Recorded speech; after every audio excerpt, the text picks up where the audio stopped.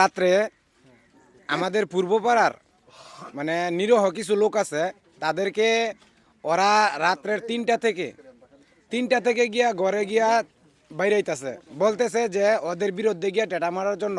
তারা বলতেছে আমরা টেটা মারবো না, কারণ আমরা নিরপেক্ষ লোক, আমরা নিরপেক্ষই থাকবো।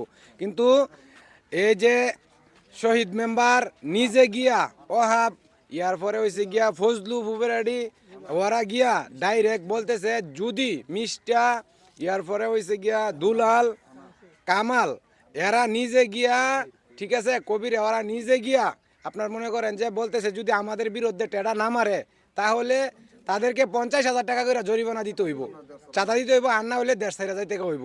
এটা হচ্ছে পূর্বপাড়া গিয়া তারা বলছে। যদি আমার কথা মিথ্যে হয় তাহলে আপনারা পূর্বপাড়া গিয়া যাচাই করবেন কতটা সত্য এবং কতটা মিথ্যা।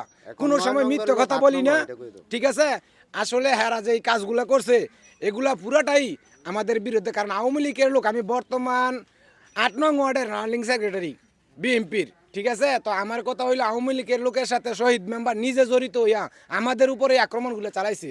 আমি চাই আমাদের এই জিতরামপুরটা এমনভাবে থাকুক, আমরা 17 বছর যেরকম শান্তি শৃঙ্খলাভাবে আসছিলাম, এখনও আমরা শান্তি শৃঙ্খলা বজায় রাখতে চাই। আপনাদের কাছে আমাদের এটাই আবেদন, আপনারা যেভাবে পারেন আমাদের এই দেশটাকে আপনারা সব শান্তি যেমন থাকতে পারি, এ বলেই আমার বক্তব্য আমি শেষ করছি। আসসালামু আলাইকুম।